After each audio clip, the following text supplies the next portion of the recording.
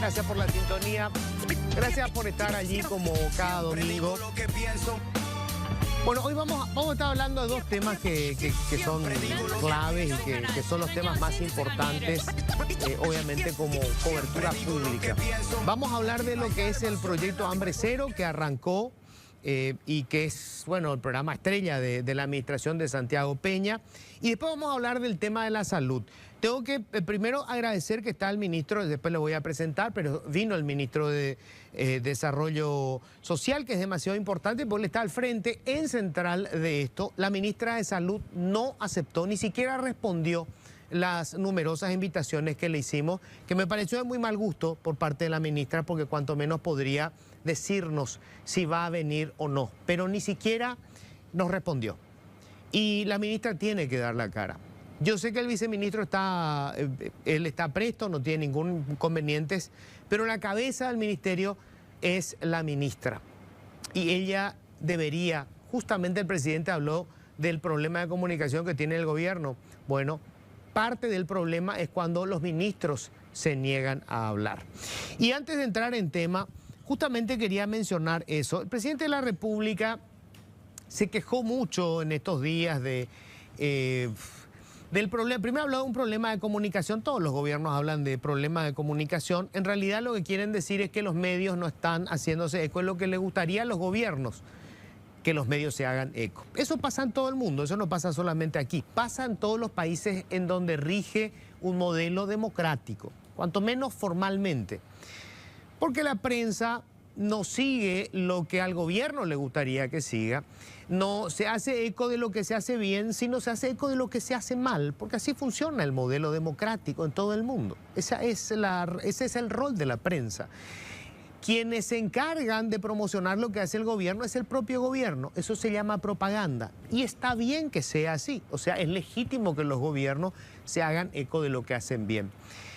La prensa se fija en aquello que todavía no se está haciendo y hace hincapié y molesta y es incómoda, y está bien que sea así. Así funcionan las democracias. Y voy a dar un ejemplo.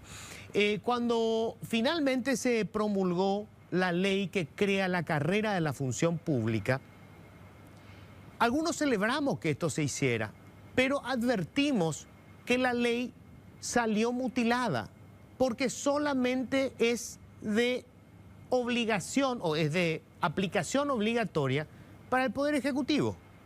El Poder Legislativo y el Poder Judicial quedaron fuera. Supuestamente es una ley paraguas y ellos se van a ver obligados a reglamentar la aplicación de la ley. Pero mientras tanto, se siguen dando situaciones como esta que hoy publica el diario Última Hora, que es lo que causa irritación y que es el rol de la prensa recordar todos los días hasta que esto se corrija. En teoría, de acuerdo con la ley de la función pública, todos tienen que concursar para entrar a trabajar en el Estado.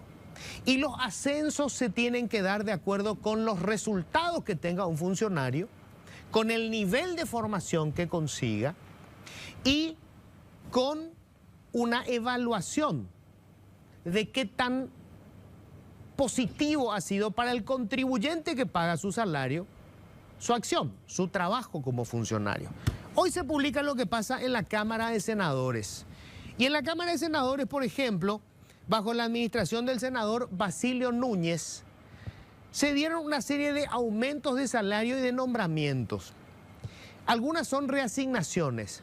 Pero para citar nomás, ¿qué es lo que genera molestia? Porque está la ley, pero nosotros seguimos teniendo estos casos. Se menciona a 4 personas con aumentos salariales.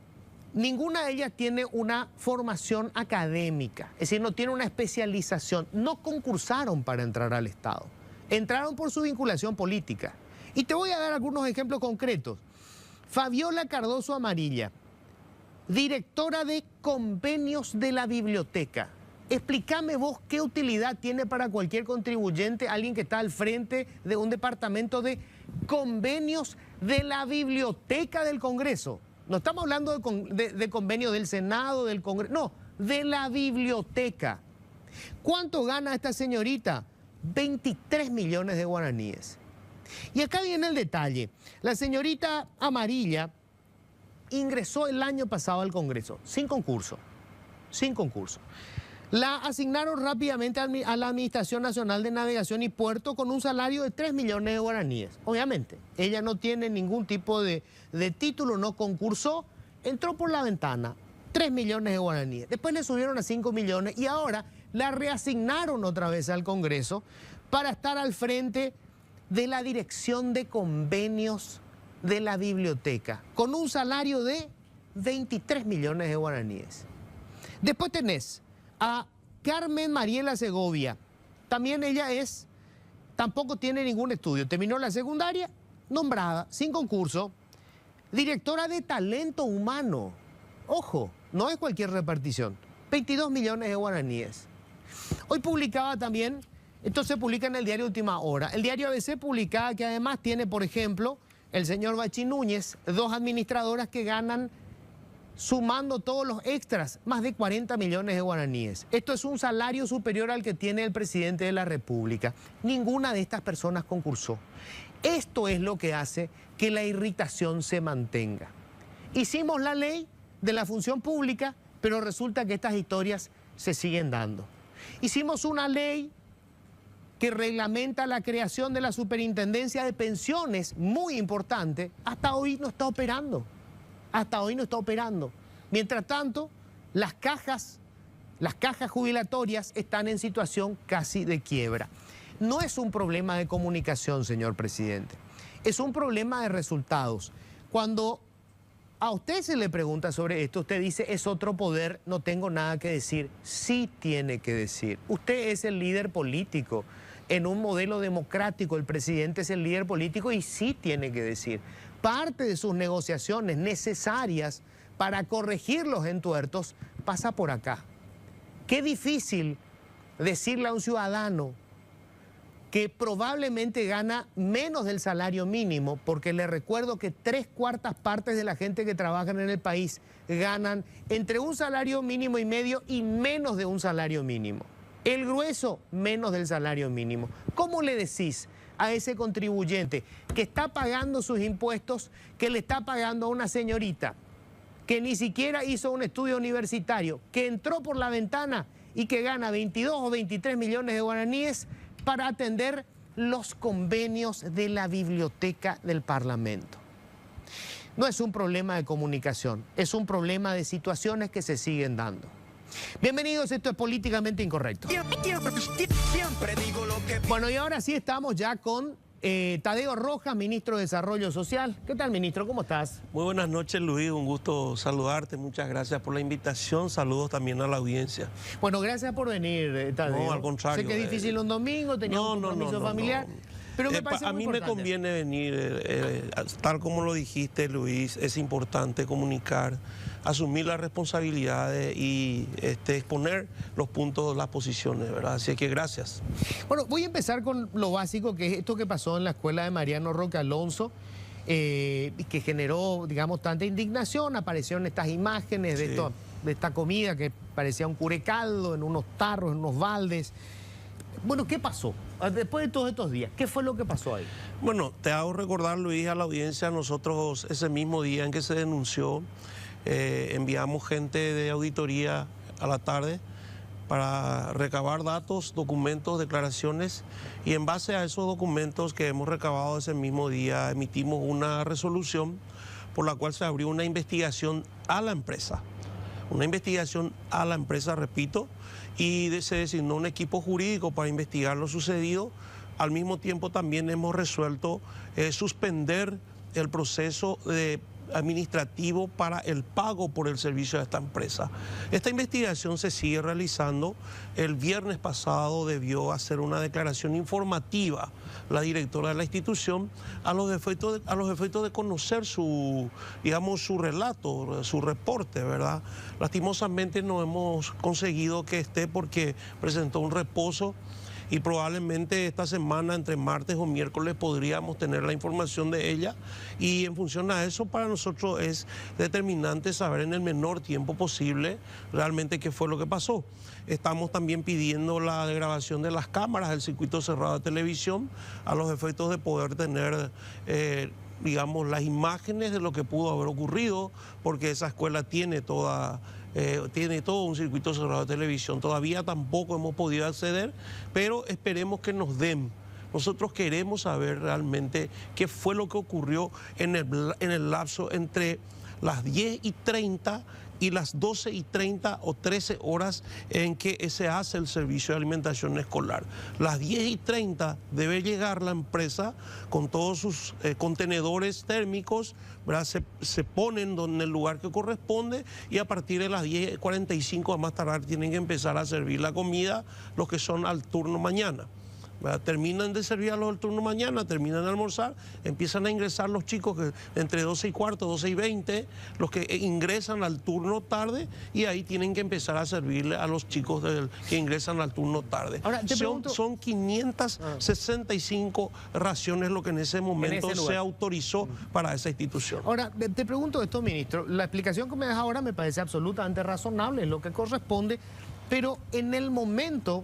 Es más, después hubo una conferencia de prensa, tuviste vos y estuvo el ministro de Educación, sí. Y la sensación que tuvimos es que ustedes fueron a una conferencia de prensa a defender a la empresa y ya daban como un hecho que era la directora o gente que estaba en el colegio la que adulteró los alimentos. O sea, la sensación es que ustedes estaban defendiendo a la empresa y no investigando si la empresa cumplió con la licitación, con el contrato. No, de hecho que no es así, Luis, y yo quiero ratificarme. De hecho, si es que me exalté, porque realmente fue un momento muy difícil. Nosotros hemos estado y lo venimos haciendo y lo vamos a seguir haciendo, un trabajo intenso, técnico, de control y monitoreo y de exigencia a las empresas, ¿verdad? Que realmente hacemos que todo el esfuerzo posible para que estas empresas sirvan en calidad, en tiempo y forma, ¿verdad? Y están los procedimientos de denuncia, ¿verdad? A nosotros nos llamó la atención de que realmente no hayamos recibido ni una sola denuncia formal como administradores de contratos de la institución, de ningún padre de familia, ni de ningún docente, ¿verdad? O sea, inmediatamente después... lo hicieron a través de los canales formales. No hicieron en ningún momento. En el lapso de tiempo en que se empezó a servir la comida, que era 10:45, entre 11, bien ya podíamos haber recibido una denuncia y debíamos haber intervenido, pues yo tengo gente de mi equipo del Ministerio de Desarrollo Social que están permanentemente recorriendo las escuelas, un equipo de auditores, de nutricionistas, de tecnólogos que recorren todos los días. No es que estamos pendientes de las denuncias, y hay otro equipo que está pendiente de la denuncia que acciona inmediatamente para atender. Nosotros no hemos recibido ninguna denuncia. Nosotros hemos recibido lo que fue publicado en ese momento, que era más o menos como las 3:30 de la tarde, ¿verdad? Y bueno, a partir de ahí accionamos, ¿verdad? Entonces, también paralelamente esa tarde empezamos inmediatamente a hacer un chequeo en las escuelas aledañas de ese distrito, porque esta empresa cubre el mismo distrito, ¿verdad? En la misma ciudad de Mariano Roca Alonso, ¿verdad? No hemos recibido ningún reclamo. La empresa nos ha reportado de que todas las actas fueron firmadas sin observación, las actas de recepción. Entonces, eso por supuesto que llamó la atención, ¿verdad? Llamó la atención. Entonces, inmediatamente, luego después de que hayamos tenido el reporte del equipo de auditoría esa tarde, al día siguiente nos reunimos, ¿verdad? Ya después empezamos a recibir reportes de diferentes índoles, de que realmente, por un lado, que la directora no estaba en la institución, que algunos padres exigieron que se deposite restos de comida en unos tachos, y bueno, había como 3 o 4 tachos, y en esos 3 o 4 tachos no iba a entrar jamás el menú llevado para 565 personas. De eso se deduce de que evidentemente hubo chicos que comieron, ¿verdad? Ahora, no sabemos la cantidad, porque también debo aclarar que hasta ahora no podemos acceder a las actas. La directora no nos ha entregado hasta ahora el acta de recepción de ese mismo día donde ella podía haber puesto la observación, ¿verdad? Ahora, ¿por qué te parece que los chicos no comieron? No todos los chicos comieron. Yo no puedo descartar que no hayan comido, tampoco puedo decir que sí comieron o no comieron. No, había comida, la comida bueno, la inventaron. los restos de comida ahí, Luis, a esa hora, a las 3 de la tarde, ¿verdad? Yo puedo pensar un montón de cosas, pero eso quiero aclarar, yo no defiendo a la empresa, yo estoy, pero con toda la fuerza sobre la empresa. Yo defiendo el programa, Luis. Porque yo admito lo que dijiste al principio, que ustedes como medio de prensa, ustedes tienen que ver lo malo para que nosotros, servidores públicos, nos obliguemos a hacer lo correcto, ¿verdad? Así mismo. Entonces, nosotros encontramos ahí como que evidentemente pudo haberse cargado, a lo mejor mezclado con otras cosas, porque al observar los tipos de balde, los tipos de tachos que se mostraron en las imágenes, bueno, eran tachos sucios, probablemente con basura, vaya a saber. Por eso que no puedo decir yo si comieron o no comieron los chicos ese día y cuánto comieron, porque todavía no tenemos las actas. Y contame ahora cómo funciona el mecanismo, porque a ver, nosotros como Estado estamos invirtiendo mucho dinero en este programa, muchísimo dinero. Hay empresas, son pocas las empresas adjudicadas, ganan buen dinero, sí, y eso es legítimo. Sí, señor. Lo que nosotros necesitamos es obviamente la exigencia, sí, como cualquiera que paga un servicio, sí, quiero resultados, sí, ¿verdad? ¿Cómo hacen ustedes para controlar que esto se esté, o sea, que tengamos lo que estamos pagando? Bueno, para empezar te tengo que decir que el inicio de este proceso el año pasado se trabajó interinstitucionalmente entre varias instituciones, para elaborar el pliego de bases y condiciones con los estándares de calidad, ¿verdad? Con todo lo que establece. Nosotros hemos apuntado a que haya calidad, a que haya infraestructura, a que haya capacidad de provisión y que por sobre todas las cosas tengan digamos, la experiencia y los índices, digamos, de calidad que puedan brindar, ¿verdad? Por un lado. Por otro lado, se han establecido los precios estandarizados, calculado con un equipo técnico del Gabinete Civil de la Presidencia, de BCP inclusive, de la DENI, de DNCP, ¿verdad? Y se sacó unos precios estandarizados. Que nos cuesta 17.000 por plato, más o menos. Más o menos, un poco menos, 18.000 estaría en el sistema catering, más o menos 18.000, un poco más estaría almuerzo, merienda y desayuno, ¿verdad? Cuando es cocinando tiene un precio un poco menor, ¿verdad? Bueno, los precios realmente, como vos lo decís, y coincido contigo, son absolutamente buenos precios. Se les está pagando buenos precios, claro, porque se ha calculado inflación, índice de precio al consumidor y todo eso. Nosotros estamos obligados a exigirles a ellos y ellos están obligados a la calidad en tiempo y forma y a la cantidad necesaria. ¿Cómo se controla eso? ¿Cómo procedemos? Sí. Se hace la planificación en base a la cantidad de alumnos en cada institución. Estos alumnos cuyos padres tienen que entrar en el RUE, el Registro Único de Estudiantes de la plataforma de Paraguay Aprende del MEC, ellos autorizan ahí. Entonces, si hay 200 alumnos y autorizaron 180, nosotros emitimos una orden de servicio por 180, para 180 alumnos, desayuno, merienda, almuerzo, si es doble turno, doble por supuesto el almuerzo, y eso se le entrega a la empresa, ¿verdad? Esa orden de servicio la empresa elabora una orden de remisión que le entrega a sus empleados. Llevan la comida, estoy hablando del sistema catering, sí, también el sistema cocinando es casi igual, llega la comida con sus contenedores, ¿verdad? Todo lacrado, ¿verdad? Entonces, en el momento en que se va a servir, se abren los contenedores en presencia de la directora. La directora tiene todo el derecho de probar la comida. La directora tiene todo el derecho y aquella empresa que se niega a hacerle probar a la directora, hasta nosotros podemos... ¿Y ella puede decir, esto es incomible, esto no vamos a repartir? Por supuesto que puede decir. Por supuesto que puede decir. Mira, el aspecto de la comida y el sabor de la comida, indudablemente que a su criterio puede determinar, qué rico o no, esto está incomible, ¿verdad? Okay. Bueno, perfecto. Entonces, en ese momento la profesora chequea y se empieza a servir las comidas. Se empieza a servir las comidas y luego la directora debería saber cuántos chicos comió de esos 180 que nosotros emitimos por orden de servicio. Si hubo solo 150 niños que comieron, ella tiene que firmar un acta donde dice comieron 150 chicos y firma, ¿verdad? Ese es el documento que después nos llega a nosotros a través de la empresa para hacer el proceso de liquidación. Es por plato servido. ¿Qué incluye el plato, los cubiertos? ¿Cómo Todo, es eso? y todo incluye. O sea, la empresa tiene que llevar poner, todo. cuando es cocinando en la escuela, la empresa tiene que poner toda la logística, ya sea freezer, heladera, cocina, cubiertos, tenedor, cuchillo, cucharón, todos tienen que poner ellos. Y los insumos, por supuesto, ¿verdad? Cuando es catering, tiene que llevar la comida elaborada, ¿verdad? Con la temperatura adecuada y todo eso, ¿verdad?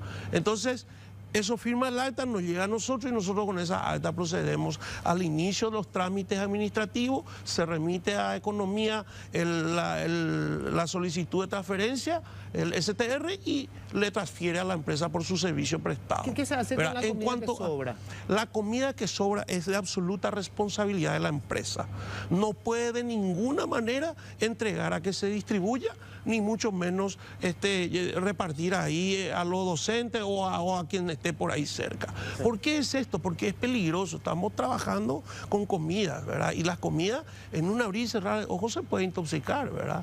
Entonces, si uno pasa eso las 13 horas, los restos de comida, las empresas tienen que llevar un recipiente, un tacho, con todo el polietileno especial, donde ahí tienen que depositar los restos de basura. Y esos restos de basura terminan de servir, tienen que ir a atar la cara de ellos y llevan. ¿Y quién controla todo eso, ministro? Bueno, y nosotros controlamos, pero vos tenés que saber, Luis, de que realmente hoy en Central nosotros tenemos 1083 instituciones, perdón, MDS tiene 1083 instituciones y de esos son 264.588 alumnos en 1083 instituciones. ¿Y vos tenés gente para controlar eso? Pero es imposible, Luis, que haya una persona en cada institución. Obvio. Para controlar. ¿Y cómo hacen entonces? Entonces se hace por muestreo. Como te dije al principio, hay gente que están permanentemente recorriendo y llegando a las escuelas. Están gente del MS, están gente de la Auditoría General del Poder Ejecutivo y están gente de la Contraloría, ¿verdad? Y lógicamente para nosotros es clave y determinante, por eso siempre digo, de que hubo una confusión, o no sé cómo llamarlo, pero para nosotros como administradores de contrato, la aliada estratégica es la directora. Porque es la directora la que tiene que decirnos, no vino la cantidad que tiene que venir, la comida está incomible, vengan a ver, ¿verdad? Esto no se comió porque no corresponde, vino el menú que no es el adecuado. Yo sé que no es tu cartera, ministro, sí. Pero bueno, salió esta resolución del Ministerio de Educación, que la primera sensación es a los maestros, ustedes joden, ustedes hacen una denuncia y cargan con la responsabilidad. Y me parece que es al revés, o sea, ellos tienen que ser sus principales aliados. Claro que sí, Luis. Yo sostengo y reitero de que para mí la compañera de trabajo, la aliada, el contralor o la contralora es la directora, ¿verdad? Es la directora la que tiene que decirnos. Es más, la directora no debería avalar. Si comieron 50, comieron 50. No debería estar avalando y diciendo, no, comieron 100 y negocia con la empresa. Eso fueron las costumbres, las viejas costumbres de antes que estamos lidiando. Y a las empresas nosotros le pagamos por la cantidad de platos. Por la cantidad de platos. Sea, es una licitación abierta y... Es una licitación que establece que el pago es un contrato que firmado donde se le paga por plato servido. Por plato servido, ¿verdad? Yo les doy la cantidad, ¿verdad?, que ellos tienen que llevar, ¿verdad? Y ellos no debería tener muchas variaciones. Puede haber un 10, un 5, un 10% de la cantidad que ellos llevan, ¿verdad? Entonces, pero la directora tiene que hacer el acta conforme a la cantidad de chicos que comieron. Bueno, ¿cómo monitoreamos? Tenemos un equipo que está controlando los medios, tenemos un equipo que está chequeando las redes sociales, tenemos números de teléfonos, números de WhatsApp, ¿verdad? Y vos sabés que afortunadamente yo creo que es uno de los logros importantes. Rápido llegan las denuncias cuando hay padres. Por ejemplo, cuando llega insumos de mala calidad. Porque nosotros hoy tenemos, en un 45%, 60% tenemos sistema catering en Central y en Capital. ¿Por qué esto? Por el volumen, por la cantidad de alumnos que tienen las instituciones. institución. Más concentrado. Más concentrado, exactamente. Pero cuando es cocinando y llegan los insumos de mala calidad, es la directora la que ve, mira, esa banana está podrida. Llama, inmediatamente llama. Nosotros de inmediato le llamamos a la empresa, verifique eso, reponga, ¿verdad? Cambie, reponga. Y se está solucionando. Y es normal que de repente por la envergadura de este programa esté sucediendo todavía eso. Claro. Y hay que sumarle a eso, Luis, hay que sumarle a todo eso las dificultades que tenemos y asumimos. Yo asumo, como responsable del programa, asumo de que las escuelas todavía siguen con falta de infraestructura. Bueno, eso te iba a preguntar. ¿Cómo cierra esto con el problema justamente de dónde van a comer los chicos? A ver, si estamos en una escuela pública con 100 chicos, 40 grados de calor, 12 de la mañana, ¿cómo hacer para que haya condiciones en ese lugar para que ellos puedan almorzar? Bueno, yo te voy a decir una cosa. Yo creo que debe haber prácticamente un 98% de cooperación de parte de las directoras. Primero, para generar espacio físico para, digamos, instalarse las cocinas, ¿verdad? En realidad encontramos esa buena predisposición. Algunos directores inclusive han habilitado sus propias oficinas de dirección con tal de que se les llegue la comida a sus chicos, ¿verdad? Por otro lado, también apelamos siempre a ellos para que les deje de comer a los chicos en el aula, ¿verdad? Porque somos conscientes, hay muchas escuelas que todavía no tienen cocina, pues deben tener cocina y un depósito donde van a estar los freezers, la heladera, donde tienen que guardarse los insumos, ¿verdad? Pero la posibilidad de que puedan comer esos chicos en el aula realmente depende de la directora. Y yo creo que hasta sería de una cuestión de humanidad, es que permitirle a sus chicos que entren y les acompañen sus directoras. Yo ando recorriendo escuelas y esto lo hago porque yo realmente llegamos en forma sorpresiva y queremos ver cómo están. Encontramos que docentes les acompañan a los chicos en sus aulas y le están ayudándoles a comer y le están hablando y le tratan de hacer que coman las ensaladas, porque el menú del mediodía tiene que tener una ensalada, un plato de fondo y un postre con verdura. Eso es, ¿verdad? Tuvimos el año pasado, me acuerdo, acá en Central, una institución donde no les permitió entrar a los chicos a comer en el aula. Comieron allá por el patio, encima del muro, encima del árbol, ¿verdad? Eso enseguida se fotografió y se viralizó, ¿verdad?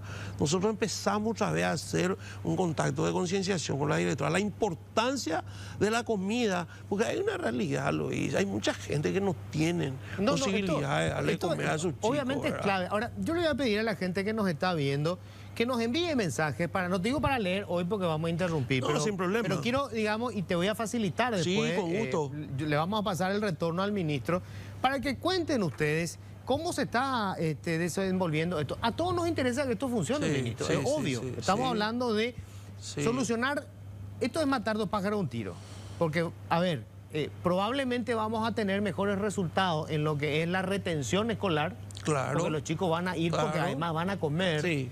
Y segundo, vamos a poder controlar la nutrición de los chicos. Indudablemente, y yo te digo más, según los datos del MEC, en el interior del país, aquellos chicos que han dejado el sexto grado, hoy están retornando para hacer lo que es la básica, que es séptimo, octavo y noveno grado. O sea, está aumentando la población. Está aumentando la población, según el MEC, ¿verdad? ¿Cómo se define el menú? Porque, a ver, una cosa es lo que un nutricionista puede hacer en su oficina con aire acondicionado. Yo digo, hoy sopa, mañana, y otra cosa es adaptar al clima que tenemos, a las temperaturas que tenemos, ¿verdad? Bueno, el trabajo de la elaboración del listado de menús estuvo a cargo única y exclusivamente de la INAM.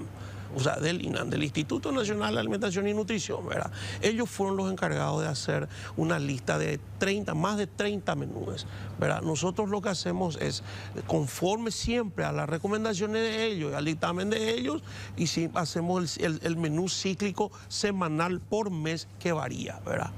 Dentro de eso estuvo el famoso curecaldo, que por cierto realmente el nombre del menú es picadito de carne porcina con papa.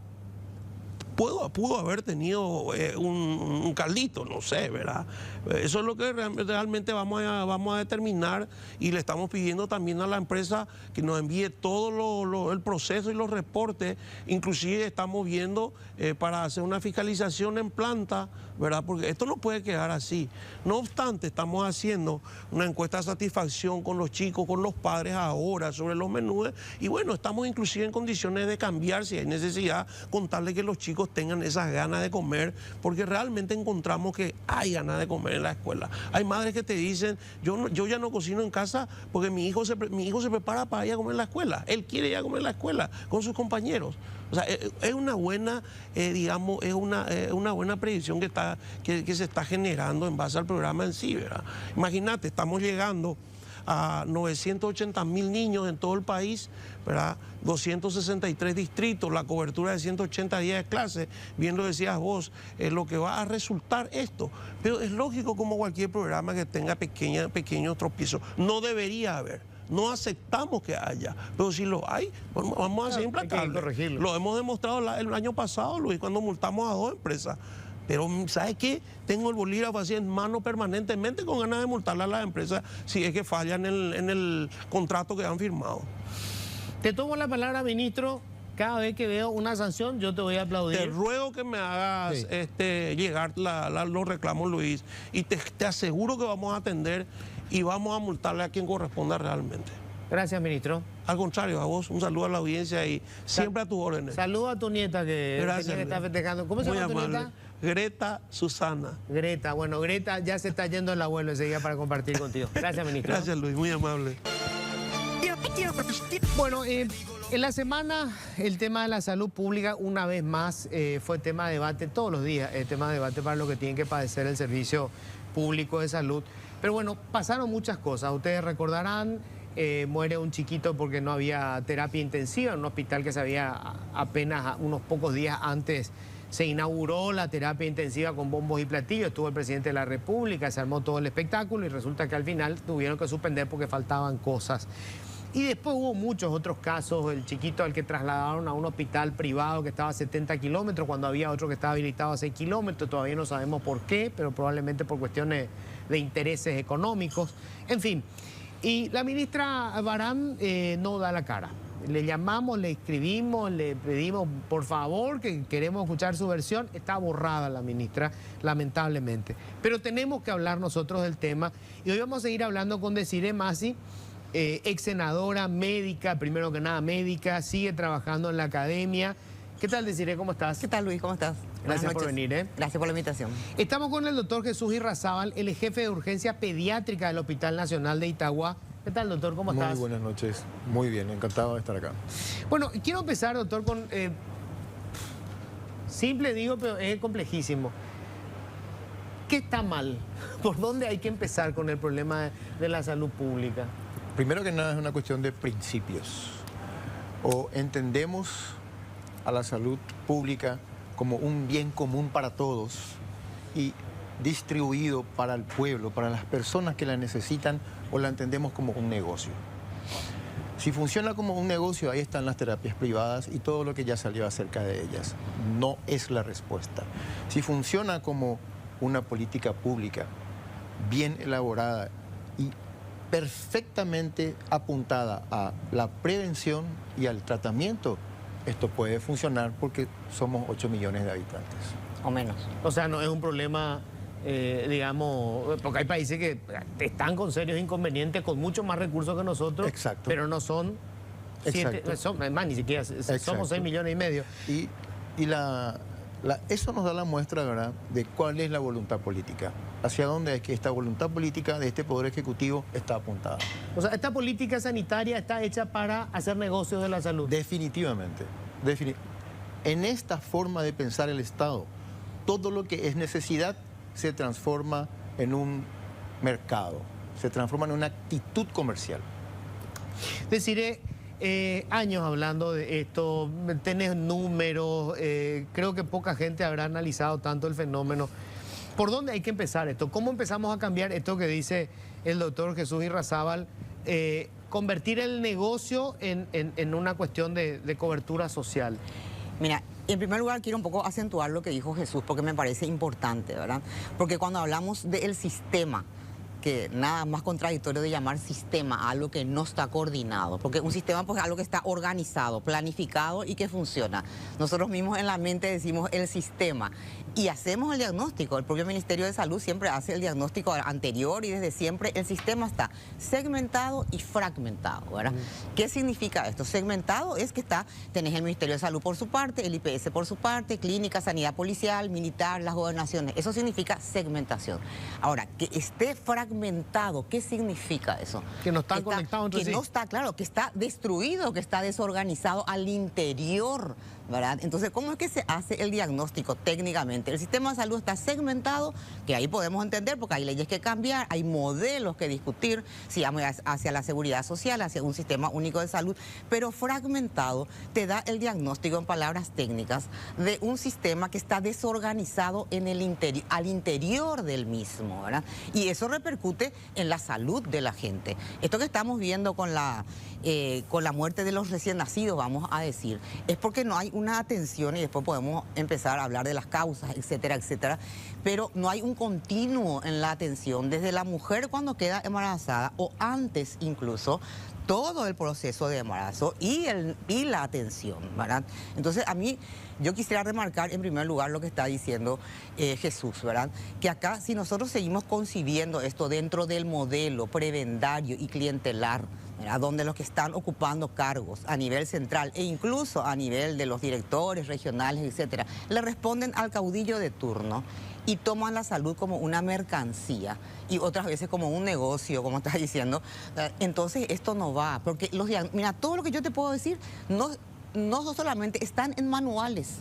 Hay indicadores, hay formularios, se han hecho capacitaciones de todo tipo, ¿verdad? Y yo quiero remarcar una cosa acá, y me parece importante antes de entrar a la parte asistencial. La salud nosotros como seres humanos tenemos condicionantes que se llaman así, determinantes de salud, ¿verdad? O sea, que determinan no solamente cómo va a ser tu vida, sino que hasta cuánto tiempo vas a vivir. Y esos determinantes, el grado de escolaridad, ¿verdad?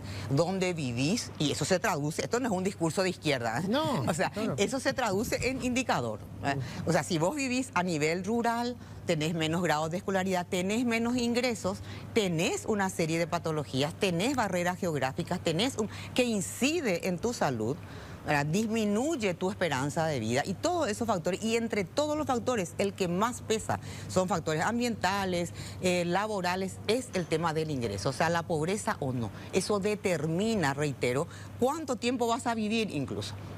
Y sobre todo la calidad de vida, ¿verdad? Entonces cuando se sigue con este modelo, más allá del tema político incluso, ¿verdad?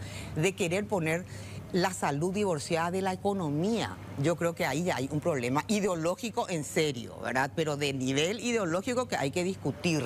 Porque cuando me hablan de la preocupación del déficit fiscal y no se preocupan del déficit social, que es, por ejemplo, salud y educación, yo digo, ¿de qué están hablando con el equilibrio social? ¿O de qué están hablando con el aumento del PIB?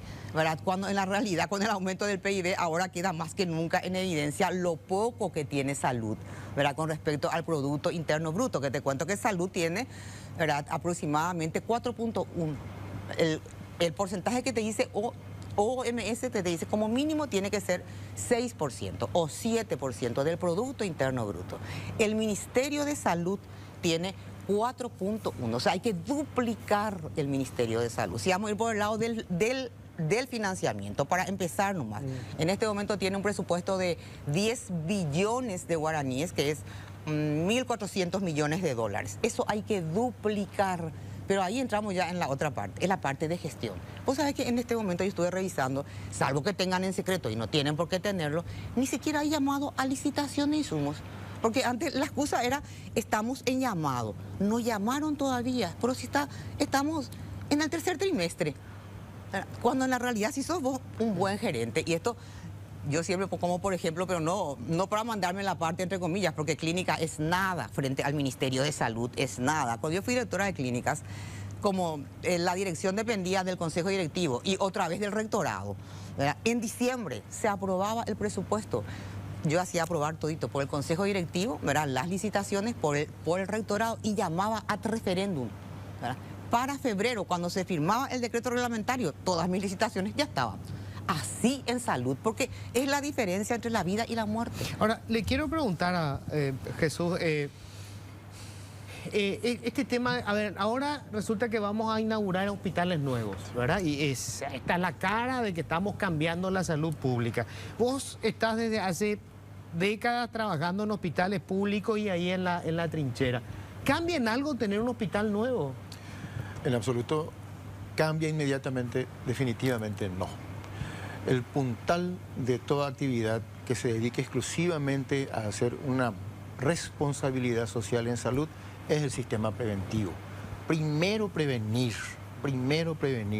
Como hablamos en el caso de los recién nacidos, el Ministerio de Salud Pública debe ampliar su visión, debe entender a la mujer en el estado preconcepcional y a la mujer en el estado concepcional, que son dos lugares completamente diferentes, a la cual administrar atención en situaciones completamente diferentes. Igual que las adolescentes, que no tienen por qué ingresar en ese campo concepcional.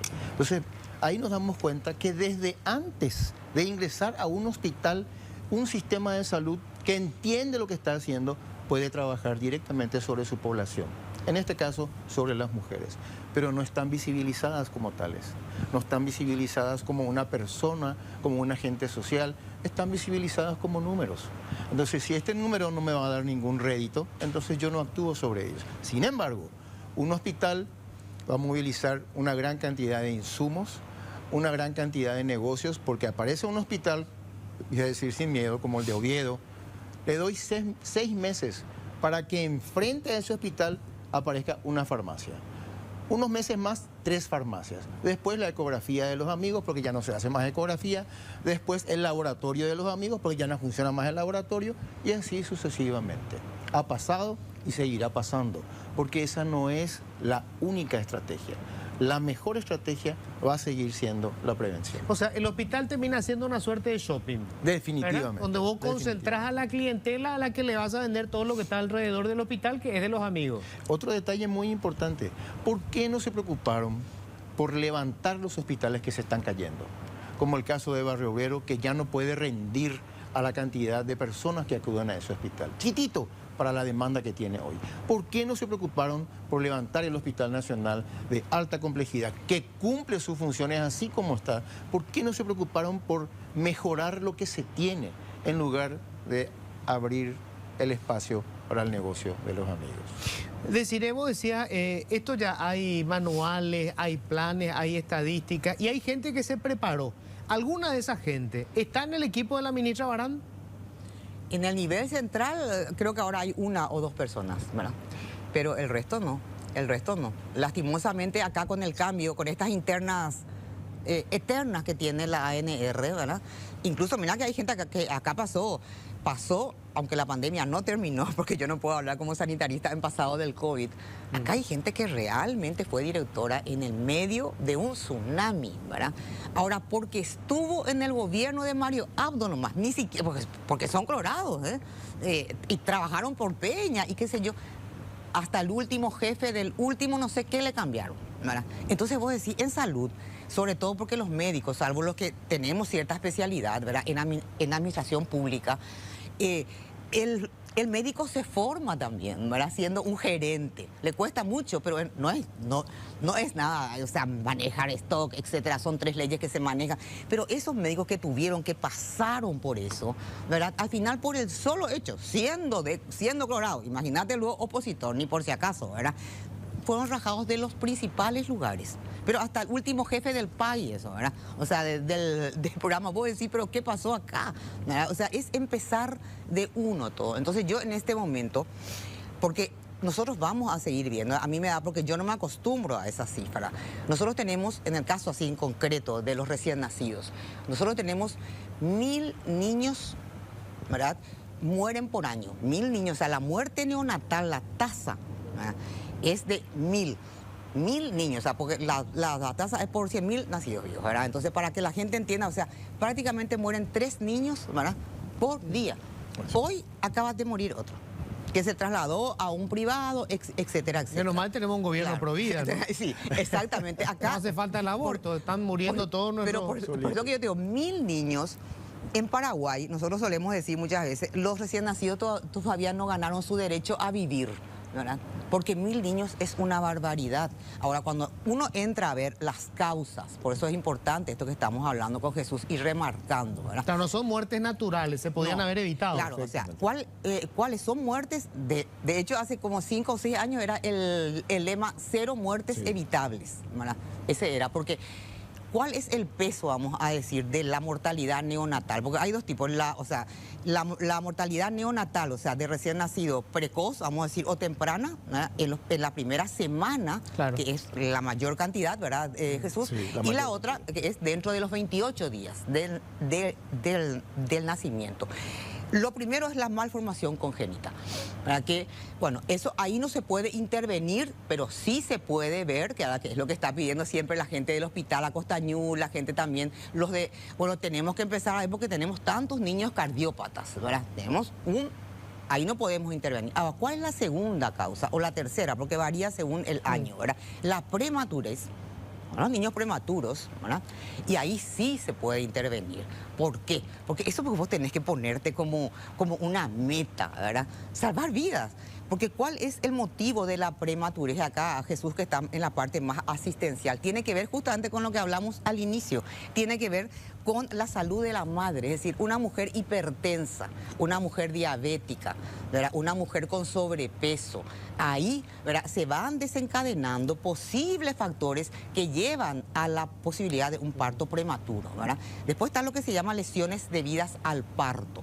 Y allá acá hay que distinguir bien. Ahora justamente ocurrió otra vez, justamente en este chico de Pilar, exactamente es un, para sí, estudio pero de caso, ¿verdad? Porque lesiones debidas al parto no es el trauma en el parto, vamos a decir, ¿verdad? Sino que es una mujer que ya desencadena el trabajo de parto, está lejos de un centro, o sea, hay una barrera geográfica, o no tiene dinero para acceder rápidamente, mientras se junta, mientras la apoyada, mientras esto, aquello, ¿verdad? Bueno, esta señora, por ejemplo, se va a una USF, esa USF, ¿qué le dice? Le dice, vos no sos de nuestro territorio, tenés que irte a la otra, porque resulta que lo que nosotros llamamos redes, que está en nuestra mente, para las personas, para los usuarios, para los pacientes, es una telaraña en la realidad. Entonces, ella se va, pero llega ahí, le mandan a otra, ¿verdad?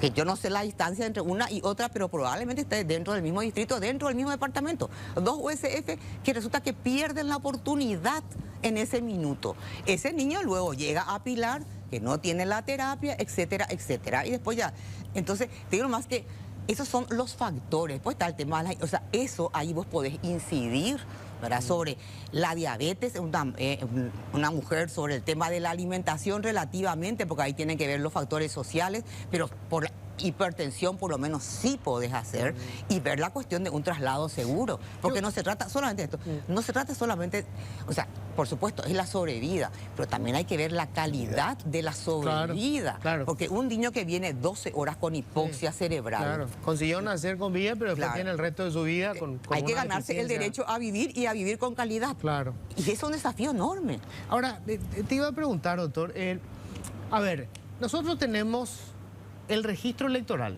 ¿verdad?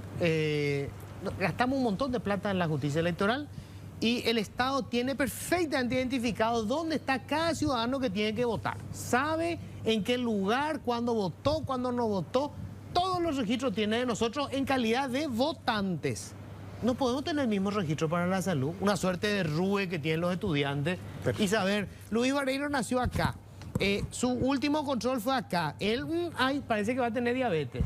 Podemos evitar que tenga diabetes, pero nosotros le recibimos en el hospital público acá, a sus 45 años, cuando ya no tiene más nada que hacer, ya está, ya es diabético, ya es hipertenso. Eso no se puede hacer. Perfectamente posible es. Por eso es que estamos hablando de un Estado ausente. Por eso que le señalamos a este Estado como ausente. Aparece cuando es totalmente crítica la situación y no en aquellas condiciones donde podía haber intervenido en forma eficaz y eficiente, como esto que vos decís. Un diabético, por su ascenso de peso para su edad, por su índice de masa corporal, perfectamente ya puede ser asistido, no hace falta una tecnología altamente compleja. Es un diálogo en el consultorio y es una muestra acerca de cuál puede ser el desencadenante final si seguimos así con tu diabetes. Entonces, perfectamente, es un diálogo de consultorio que en un hospital y en una USF es gratuito. O sea, esa asistencia en el momento adecuado de alguien que ya sabemos dónde está y qué le está pasando, perfectamente se puede controlar. Ahora, no me digas, ¿verdad? Después, si el ministerio dice eso y después no tenemos insulina, después no tenemos tal pastilla, entramos de vuelta en otros criterios. Pero esto de asistir precozmente, que son diálogos que el médico plantea con su paciente antes de ir a la etapa crítica, es total y perfectamente posible. Porque nuestra población todavía confía en el sistema de salud. Por eso las mamás se van a su puesto de salud, se van a las USF, confían, ellos están abiertos a escuchar al médico, al promotor de salud y conseguir la información que mejore su calidad de vida. En el caso de este paciente de Villarrica, ¿verdad?, que me duele decirlo, pero porque se toca una herida social.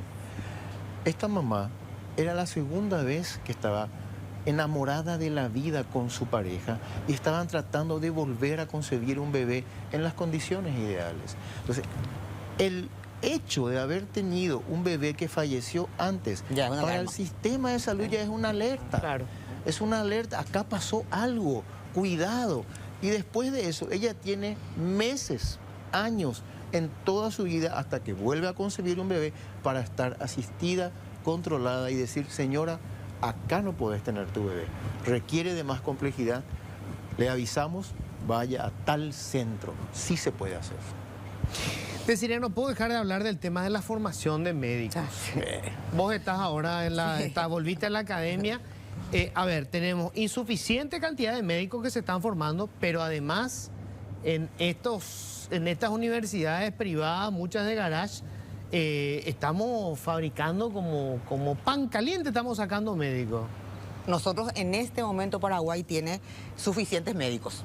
Te voy a decir que tiene de más, ¿verdad? Ahora lo que no sé, porque eso se tiene que hacer bien, es la especialidad, ¿no? Entonces ahí tenemos que ver, esto es tipo como la facultad de Derecho.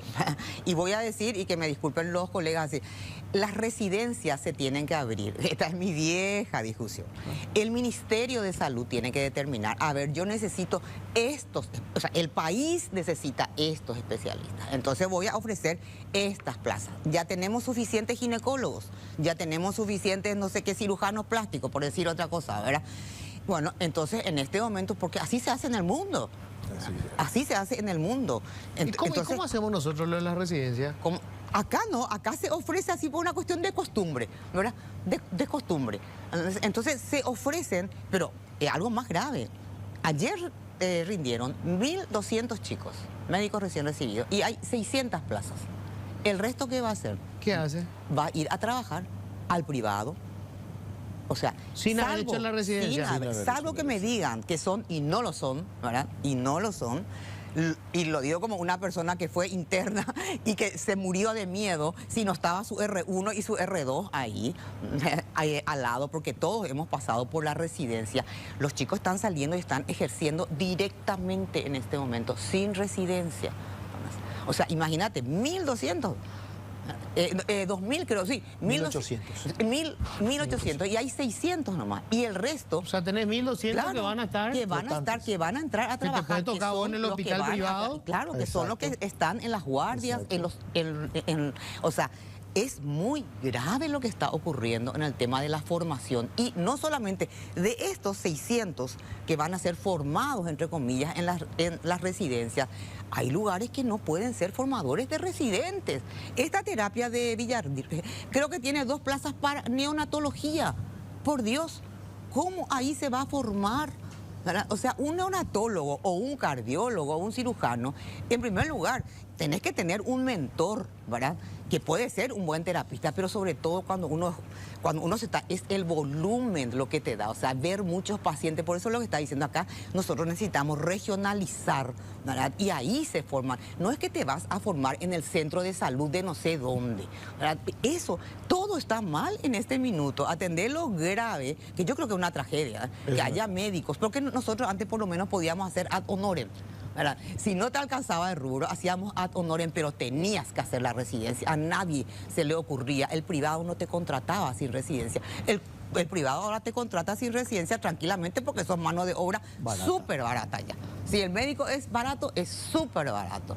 O sea, estamos en una encrucijada que o se sale, y aquí ya redondeo con esto, yo no veo en este momento el liderazgo suficiente para tomar decisiones difíciles y drásticas, que son las que se necesitan en salud pública, porque se nos va la vida en esto. Bueno, yo les agradezco mucho. Hay un montón de temas que quedan en agenda. Ministra Barán, el presidente de la República la vez pasada dijo que hay un problema de comunicación. Usted es parte del problema de la comunicación. Usted que debería estar acá y explicar qué es lo que va a hacer con todo esto. El espacio está abierto. Si usted se anima a venir a contarnos qué va a hacer con la salud. Bueno, y estamos hablando de la salud y salud mental. Iván, ¿cómo estamos? Muy bien, Luis. Buenas noches. Salud mental en Paraguay. Hay que decir que el suicidio se ha convertido en la tercera causa de muerte violenta en nuestro país. Tenemos los accidentes de tránsito en primer lugar, luego los homicidios y luego ya tenemos el suicidio. Y lamentablemente poco más del 1% de todo el presupuesto de salud se dedica a la prevención de casos de salud mental. Preparamos un informe con una persona que vivió en carne propia el flagelo del suicidio y que ha tomado la decisión de tomar aquel momento de dolor en algo para rescatar a personas que sufren de depresión en nuestro país.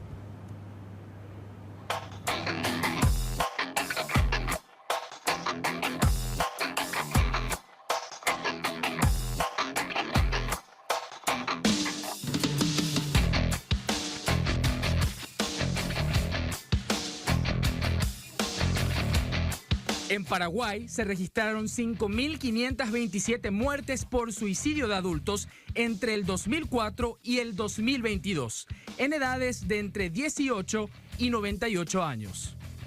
Un informe científico de la Facultad de Ciencias Médicas de la Universidad Nacional de Asunción revela que la proyección matemática indica un aumento de casos para este y los próximos años. Para el 2027 se esperan 530 muertes por suicidio al año de adultos y 81 muertes por suicidio al año de niños y adolescentes. Las causas de suicidios son multifactoriales, aunque hay que recordar que 9 de cada 10 personas tenía un trastorno mental al momento de la muerte. De ahí la importancia de hacer un diagnóstico temprano y un tratamiento oportuno. Juan Carlos Ibarrola tiene 60 años y sufrió el mayor dolor de su vida cuando su hija decidió partir de este mundo. Aquel episodio ocurrió hace 12 años y con el tiempo decidió convertir su dolor en vida, escuchando a otros jóvenes para sanar y así evitar que tomen la misma decisión.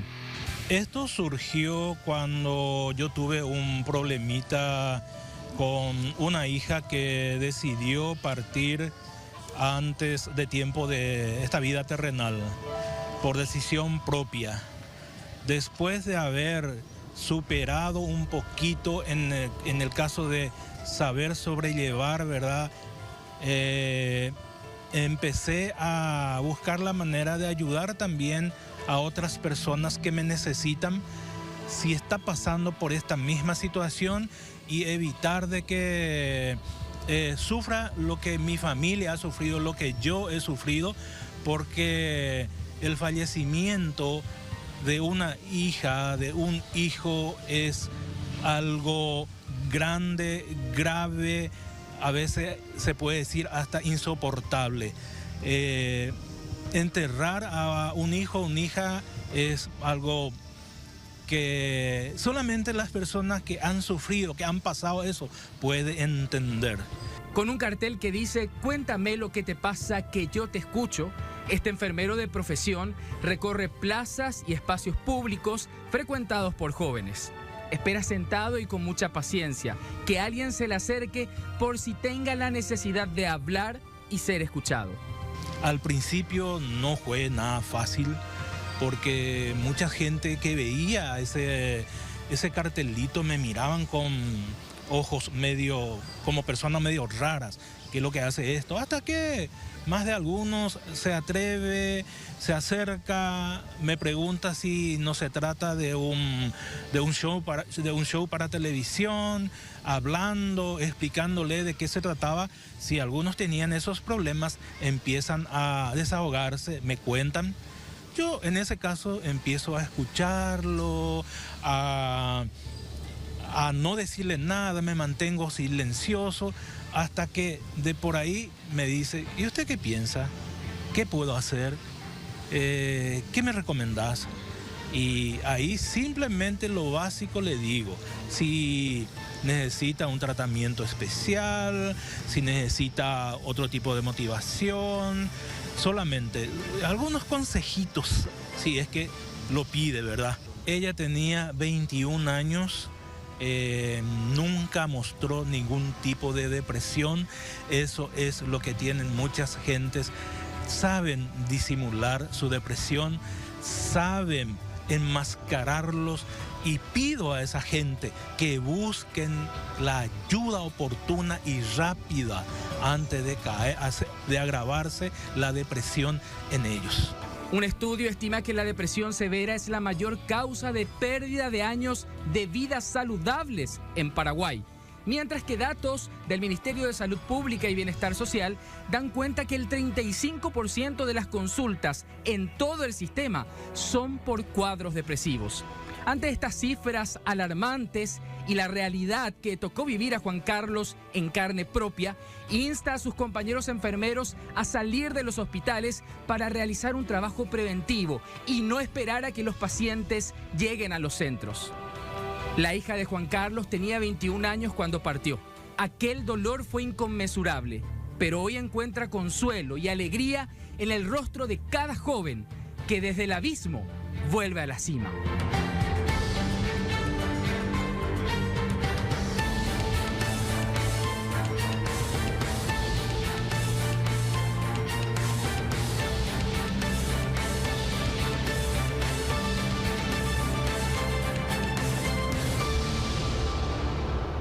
Bueno, qué fuerte, ¿eh? Qué fuerte, Iván.